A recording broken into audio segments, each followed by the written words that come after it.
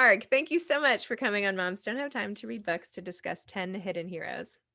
Thank you. Thanks for having me, Zibby. Really appreciate it. It's my pleasure. Okay, what made you write this book? Which, by the way, my son and I sat on my bed and spent like hours finding every little thing and then going through it. Thank you for the answer key and everything at the end. What made Yes. you What Yes. made you write the book? Well, I don't think I can say anything that's. Let's just stop the interview based on that first comment that you and your son spent so much time reading the book and looking for the heroes, because that's really what it's all about, right? I mean, the idea kind of came about at the beginning of the pandemic, but I've always been really more interested in goodness than in greatness. And so many people in America, we focus on the concept of greatness, on power and prestige and celebrity and money. And I'm really interested in the folks who do the small things that make our communities click. The crossing guard that keeps our kids safe when they go to school. The guy who drives the trash truck and how he helps keep the community clean. The people who recycle and compost, and all the small gestures that I think they make our community whole. And that's what the book is really about. It's a fun way of finding hidden heroes. It's kind of, where's Waldo? But on each page, there's not just one guy dressed in a goofy outfit, but there are people of all races and abilities and backgrounds and faiths doing these small acts of love. As corny as that is, it's these small acts of love that really came to the forefront at the beginning of the pandemic. And I think, hope that will continue to be celebrated after we get through this pandemic, because those are the people that are, in my mind, real heroes.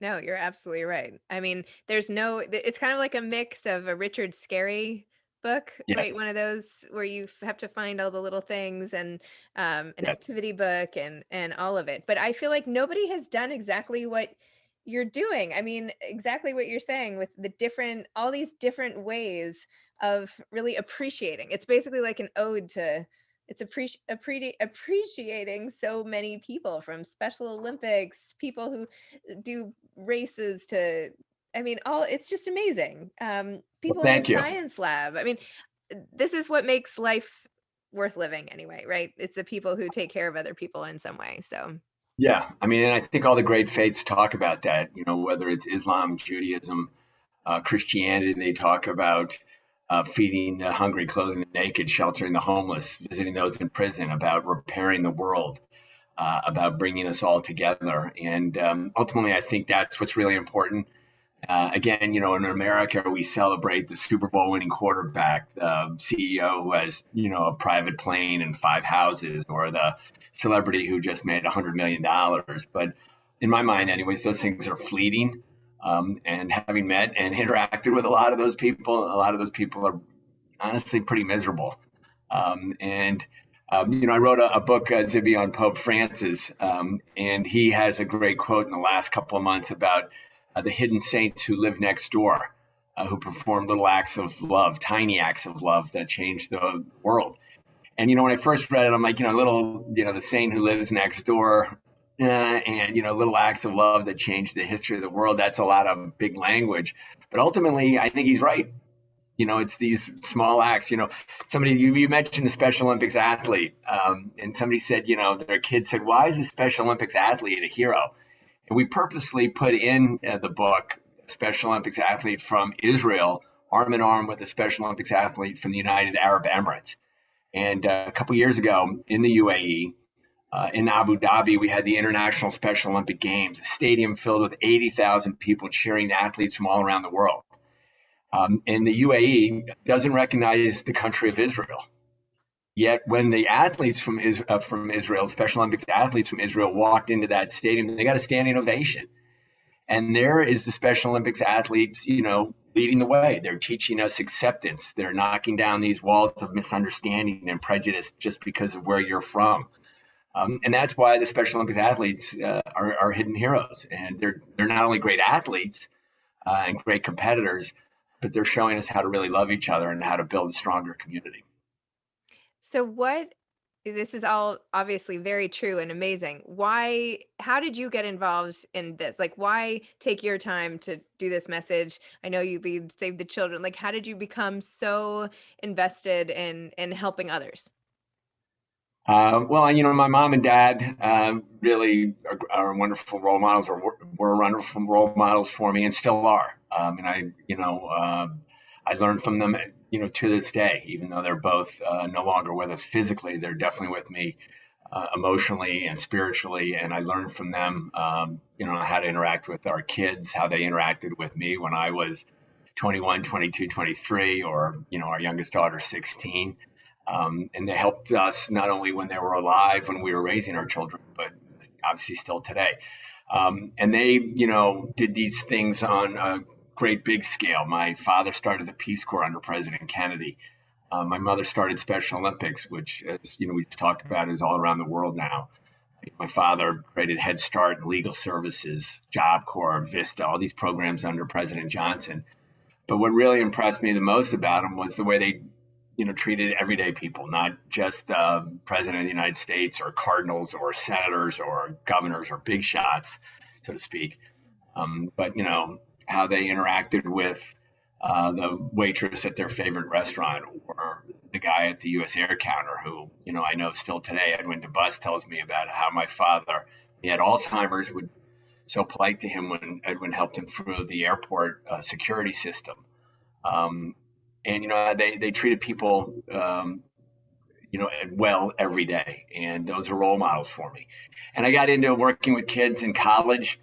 Came out, worked with kids in juvenile delinquent kids who were charged as juvenile delinquents in Baltimore City, and now I've been at Save the Children for almost 18 years. I can't believe it. We run programs all across America and around the world, but here in America, focused on education, and since the pandemic hit, on feeding kids, because so many kids in our country rely on school for breakfast and lunch. It's amazing, Zibby, right, that the richest country in the history of the world has to feed so many children because they're food insecure, which really means they're hungry. So Save the Children is feeding kids. We're feeding them, filling their bellies and filling their minds all across rural America. And this book seemed to be almost kind of a natural transition from that. I've just been involved with children and interacting with kids and trying to affect systemic change, more investment, really, public dollars in children for my whole career. And this was a fun book to do. And we did it as a family during COVID.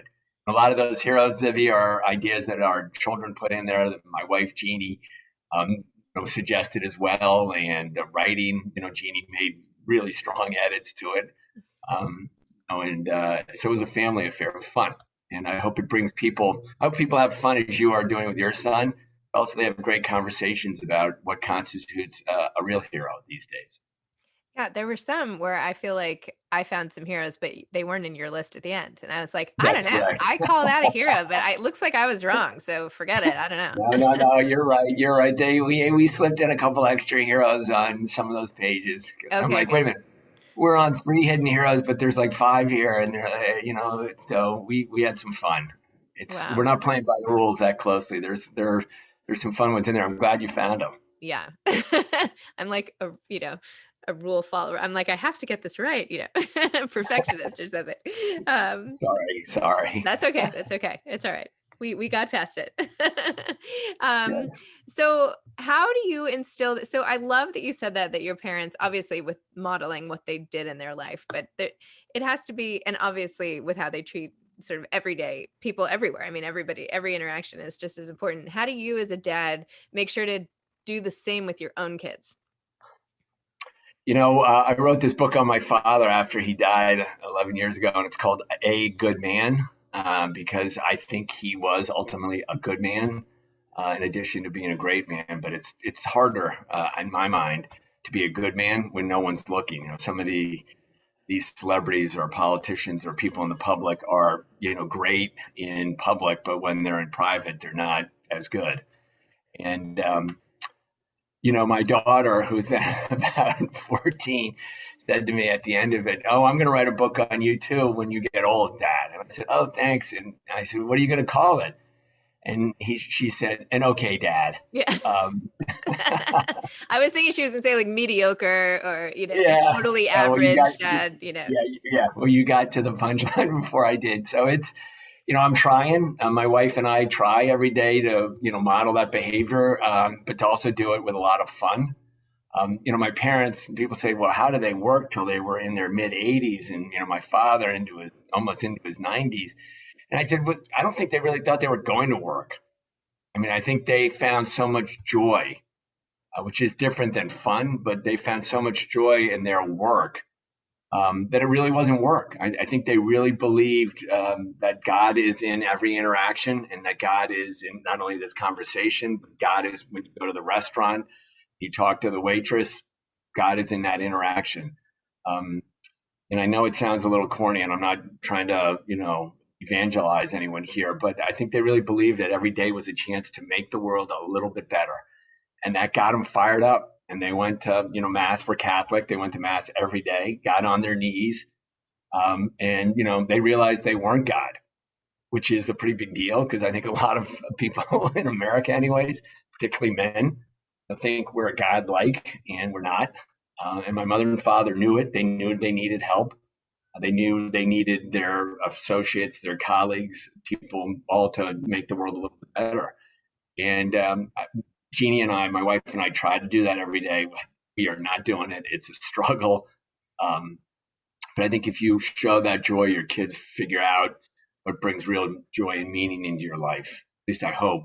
And I hope that they find work that is fulfilling and fulfills their soul as well. Because you're going to pop out of bed if you're doing that kind of work.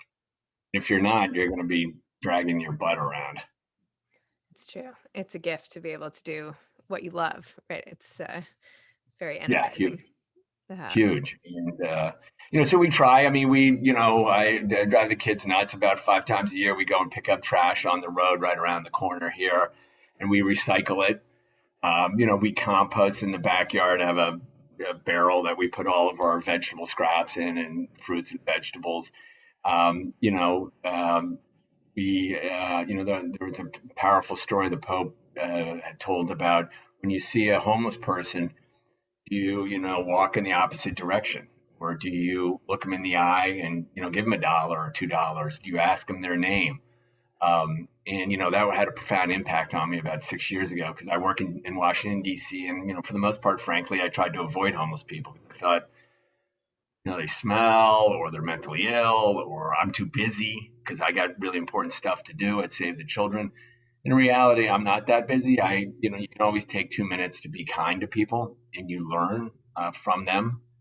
Um, and, try to model that behavior with our kids as well.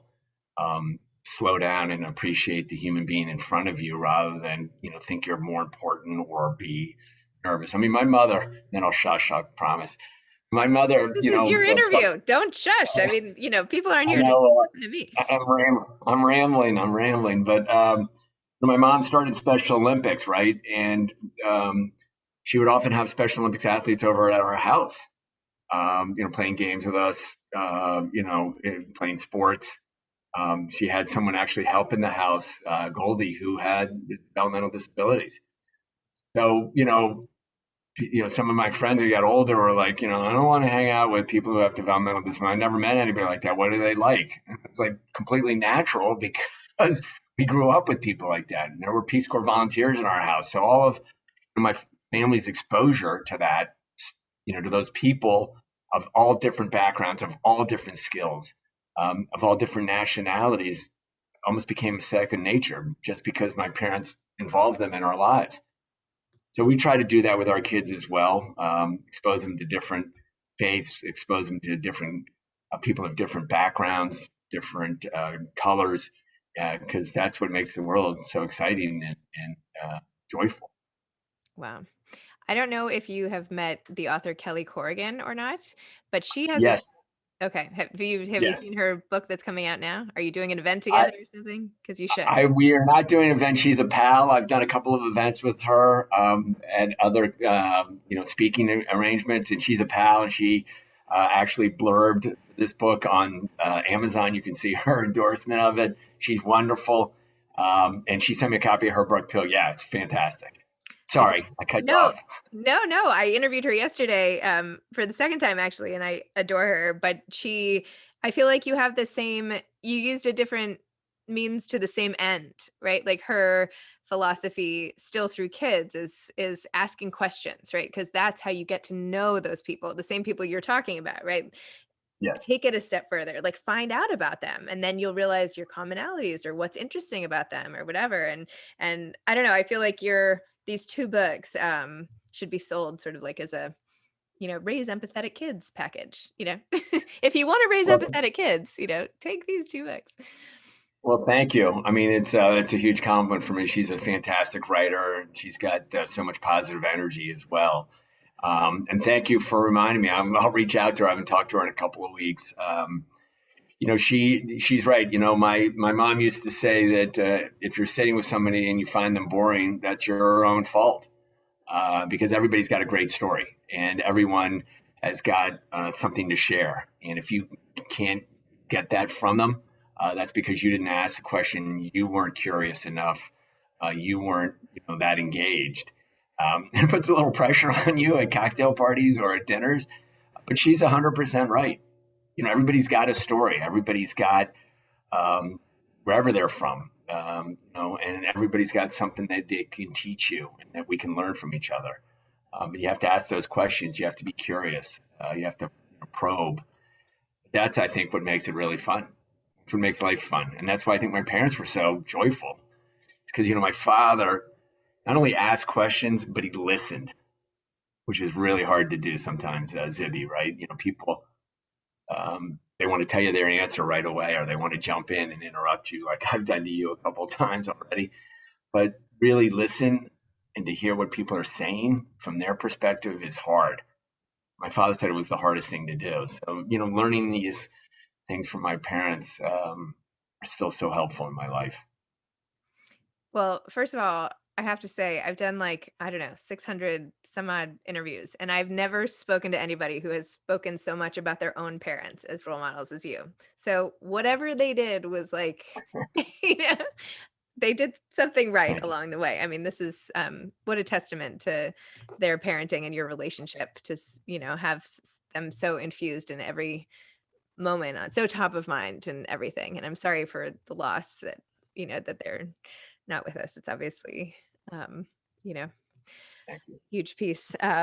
Is there anything in terms of asking probing questions? What am I missing about your life? What big thing did we not discuss? There must have been something, some moment, something somewhere that is part of your big story or a small That's story. a great That's a great question. I mean, I didn't have any, life changing experience like, getting like Saul on the road to Damascus, getting knocked off his donkey and, seeing God. I mean, I've had, a number of, defeats, which I think I learned a lot from.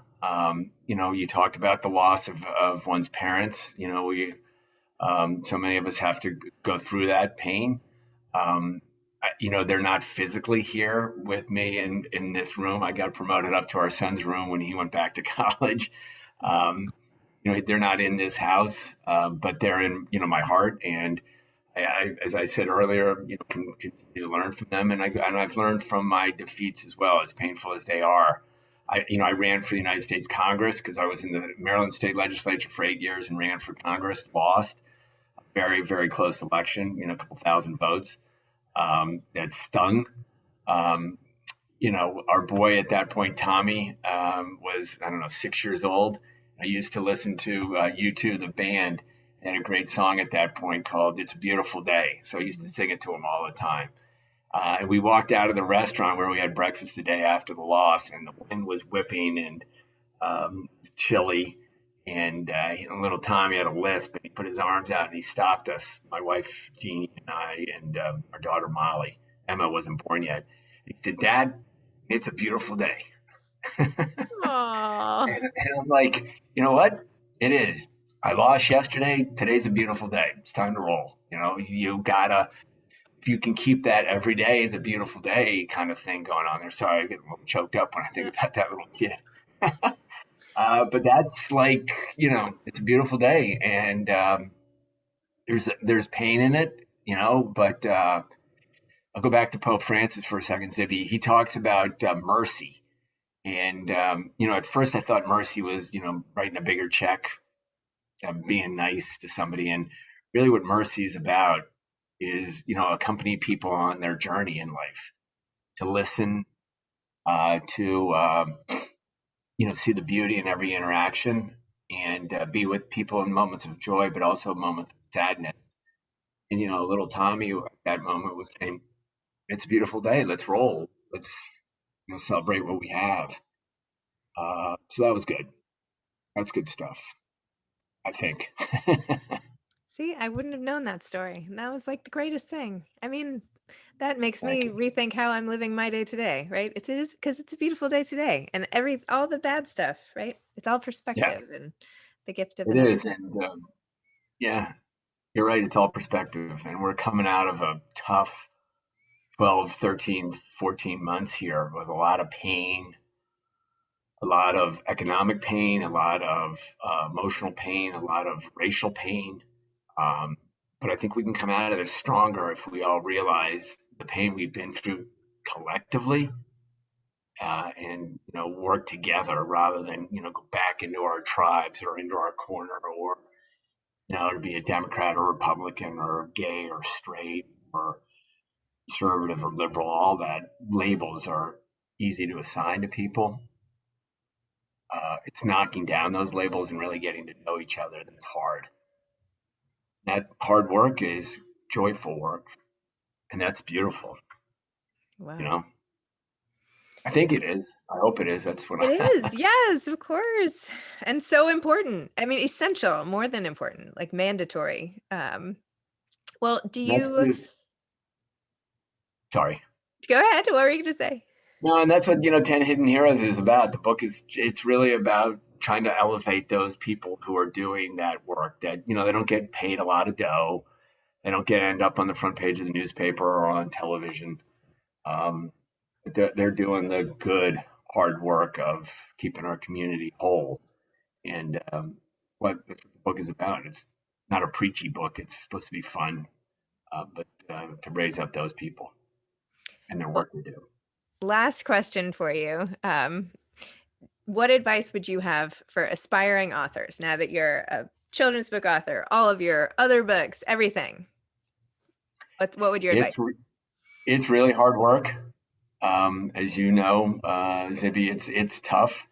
It's lonely. I'm reading this book that Robert Caro wrote about. It's called Working, and it's really good about how he, wrote. He's written a couple of books in his life. They've all won the Pulitzer Prize.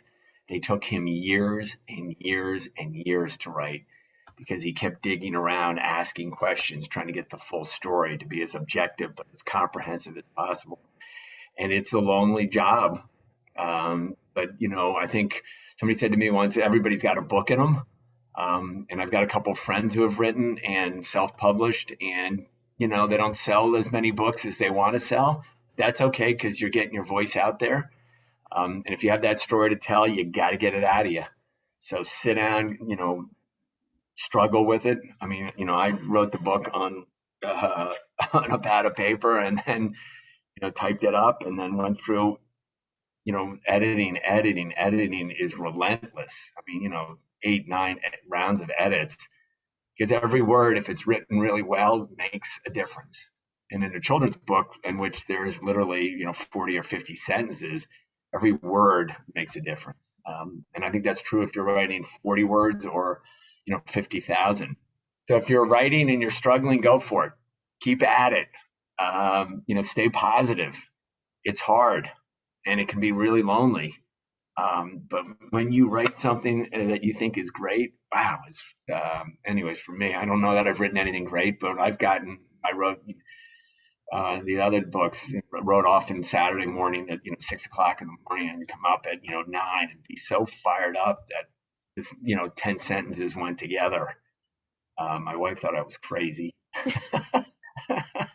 And I guess I was, because it was, it's just great to get that out of you, out of your heart, out of your soul. So I hope if you're anybody's watching who's struggling in writing, stay at it because it's worth all of the hard work. Wow. And don't worry about how many people buy the book because that's not really what it's about. It's about getting your thoughts on paper and leaving them there for forever, really. Is that all? Wow. Well, Mark, thank you. Thank you so much for this really sort of deep and emotional and meaningful conversation that inspired by 10 Hidden Heroes. I'm not surprised, but delighted. So thank you for your time. Thank you for having me. I really appreciate it, and I hope I'll see you soon. Thank you. Yeah. Bye.